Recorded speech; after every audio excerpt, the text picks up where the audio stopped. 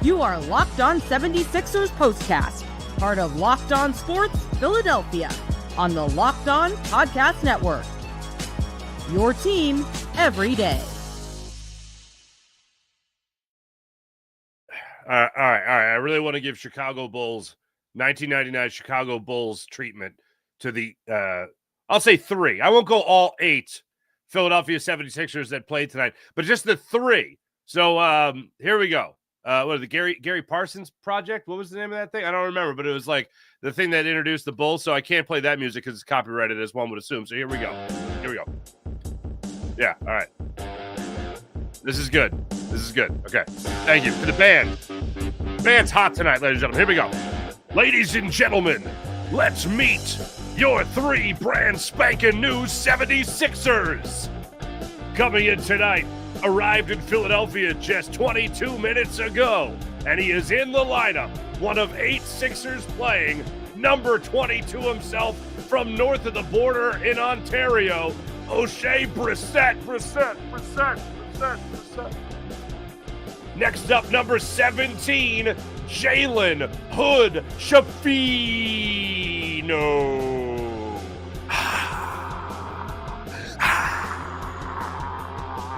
Who are these guys? And then finally, a guy you've seen a number of times already this season. He logged 19 minutes tonight and gave you 5 points.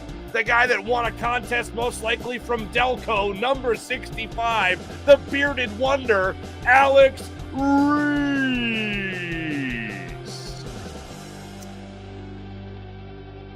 Yeah, that was your bench tonight. Cut the band. Yeah, there we go. Thanks, guys. That was your bench tonight, ladies and gentlemen. You had 8 76ers available to play basketball tonight. And I ain't mad. I was mad when they were up 16 points, and I saw that the Raptors are playing the Utah Jazz tonight, which should be a easy win for the Raptors in Utah.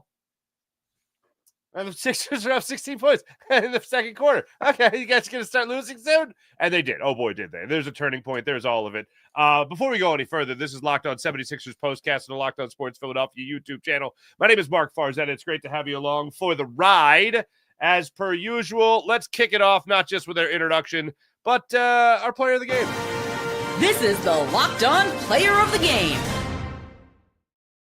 We are going to go with Jeff Dowtin Jr., who not only logged a career-high 24 points tonight for the Sixers, but also it's the first time in his NBA career where he's logged back-to-back 20-point performances, and he didn't miss until about 3 minutes to go in the second quarter when he missed a layup where I certainly believe he was fouled. There was no call, so it goes down just as a miss.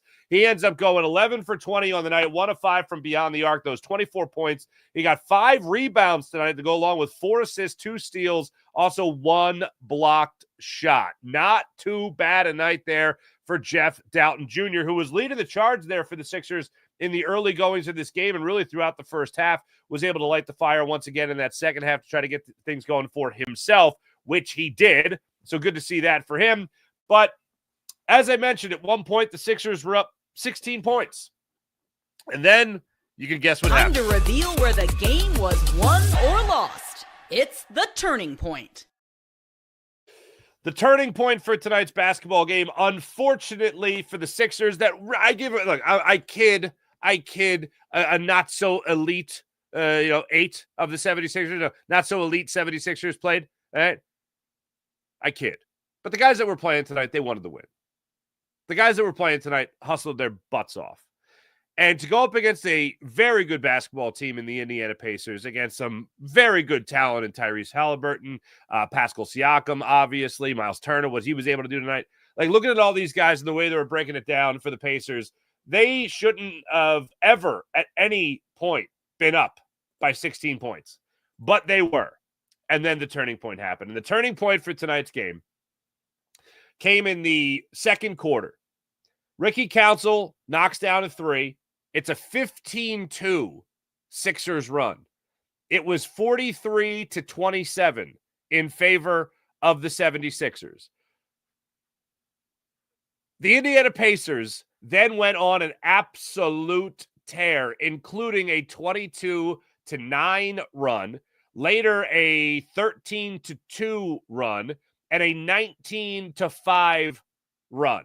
The 19-5 run happened in the early goings of the third quarter, where it looked like Rick Carlisle was reading his team the riot act at halftime. I know they were alluding to it on the broadcast, but they come out there in that third quarter. Tyrese Halliburton gets a three, gets fouled, ends up missing the end one situation, and Ricky Council and Halliburton get into a little shoving match, and then Pascal Siakam and Ricky Council get into a shoving match. Off, I believe it was an Adem Bona missed free throw. Those two start pushing each other a little bit. Ricky Council wants to give him the business and shoves him back. And after that, it just continued to be a Pacers showing. There was one point in the later stage, or excuse me, midpoint of the fourth quarter, I want to say it was, where the Pacers actually allowed the Sixers to cut it back to a 1-point lead. But then the Pacers went on yet another run and continued to dominate. So if I had to say that there was one turning point in the game, it would have been in the early goings, in the midway point of that second quarter, where the Sixers went up 16 points, and then it was pretty much all Pacers after that. And a lot of that goes to Pascal Siakam, who went out there tonight, and he was actually able to chip in the game-high 27 points, outdoing not only everybody else on the squad, but also Jeff Dowtin's 24 points. So Pascal Siakam comes away with 27 points for the Pacers tonight on 12 of 20 shooting, and the Sixers really couldn't do anything about it, especially in that second half. They ended up losing that third quarter only by 7 points, which I thought was surprising, and then they get blown away in that fourth quarter, losing in total by 9 points. But I give them credit. I've been telling you guys all about Adem Bona. I've been telling you guys all about how much I've enjoyed this season watching Adem Bona mature and improve. I think I've mentioned it every show now for the last 5 shows since he's gotten significantly more minutes. And in total, and I always like to give you guys the box score, in total, this is what it looked like tonight for Adem Bona and the rest of the squad. Bona got the start, 33 minutes, 5 of 8 for shooting, 6 of 7 from the free throw line, 9 rebounds, 16 points. So not only does Jeff Dowtin get you a career-high 24 points for him, Adem Bona, for the second time in, I believe, now 3 games, gets a new career high. He passes his previous total of 14, and he gets to 16 points tonight. There was one particular point, though, that I'll talk about with Adem Bona, and I absolutely love seeing this from him. And this was in the second quarter. Adem Bona, early in the second quarter, under the basket, didn't get the rebound. But the shot goes off on the opposite side of the rim, so it goes to the opposite side of the floor from Adem Bona. You can see him. Like, I went back and watched the play. The minute that shot bounced off the rim, went to the opposite side of the court that Adem Bona was on, he just put his head down like he was a running back or something, a 6'10", 6'11" running back, and booked it down the floor. The shot went up, I think it was from Butler, rattled out. Adem Bona's right there, Johnny on the spot for the putback. Like, that kind of speed, athleticism, determination to get there, to be there, to make a play. If a play was there to be made, well, it was there to be made, and he made it. Then they come out of a timeout called by the Pacers in one of the moments where the Sixers are starting to really put things together to build that 16-point lead. And Adem Bona makes a guard-type move at the elbow, slashes to the rim to throw it down with great authority. Continuing to see this guy improve is a joy. And we could talk about this maybe even as a super loss again. When we come back, we'll talk about what that means, especially with what the Raptors got on tap for this evening. We'll talk about that and also where the Sixers are now going into that Raptors game and where the Sixers could be coming out of it tomorrow. We'll talk about that when we return. This is Locked On Sports Philadelphia and the Locked On 76ers postcast. You guys have heard me talking a lot about FanDuel. Hope you guys are having a lot of fun with our friends at FanDuel, especially with March Madness being underway. FanDuel is giving you the chance to get in on all the action like never before. Right now, new customers can get $200 in bonus bets when your first $5 bet wins. That's 200 extra bucks in bonus bucks to use from everything, from buzzer beaters to Cinderella stories, even to who's cutting down the nets. With FanDuel, picking my favorites, always a great time there on FanDuel. Who's going to make that deep run? I got my eye on a few underdogs this year for the NCAA tournament. FanDuel makes it easy to back them with spreads, totals, game props, and so much more. It's easy and fast as well. When I went on FanDuel, you get paid so quick. It's fantastic with FanDuel. Easy and fast, simple to use. And like I said, I get paid instantly with no waiting around. So visit FanDuel.com to get started with college hoops action all tournament long. That's FanDuel. Check out FanDuel.com.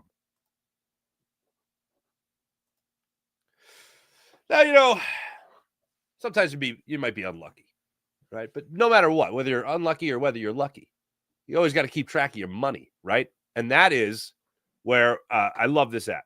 This is where Monarch Money comes in handy. Ever check your bank account and wonder, where did the money go? Every once in a while, I'm down to that. Oh, okay, that's startling, especially in your college days. That's a good time.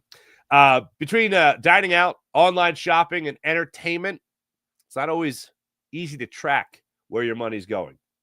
That's where Monarch Money comes in. Your personal CFO giving you full visibility and control over your finances. Monarch Money isn't just a budgeting app. It's a complete financial command center. That's how you have to think of it. You can track all your accounts, your investments, and spending in one place. So you stop just managing your money and start building wealth. Thanks to Monarch Money. When I started using Monarch Money, I just realized how much I was spending on like food deliveries, for instance. That gets us all these days. Budget smarter, save a little bit more for myself thanks to Monarch Money and keeping track of my finances. Instead of juggling multiple apps, you can use Monarch to check your finances, track spending, and all that, even plan for long-term goals. Managing your money with your partner is smoother than ever.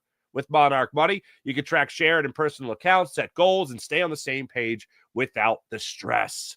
Take control of your finances with Monarch Money. Use promo code LOCKEDONNBA. You see it at the bottom of the screen there. LOCKEDONNBA at monarchmoney.com for 50% off your first year. That's monarchmoney.com. Promo code LOCKEDONNBA for half off your first year.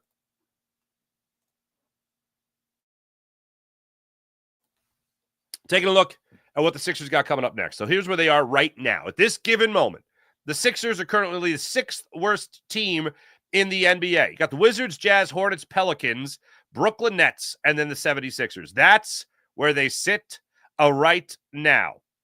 The Toronto Raptors, as we do this podcast live, are now 15 minutes into their tip-off, probably less than that right now, against the Utah Jazz. Oh, my God. And they're losing 4-2. So they're not even 2 minutes into that game yet. But that should be a win for the Toronto Raptors. Fingers crossed. Please be a 2-point win. But you're seeing that game unfold. Oh, yeah, 4-2 still. Favor of the Utah Jazz. Let's go, Raptors. Let's pick it up a little bit. As you're seeing things wind down here, the news for the 76ers has come out that they're tracking and talking to all these different doctors now for Paul George to shut him down for the rest of the year. I know the question has been out there for a long time. The answer to that is an emphatic yes. Just why are we even going to try? Like, I want them to announce they're going to shut down Tyrese Maxey for the rest of the year. What's the point? Why would you have your better players play? Again, tonight is the near double perfect loss. Super perfect loss is what I've coined it. You lose, which is great. Gave us a little bit of a scare. You still gave us something to watch. Dembona, Jeff Dowtin Jr., trying to figure out these other guys, where they came from, if they also won a contest as well to play for the Sixers.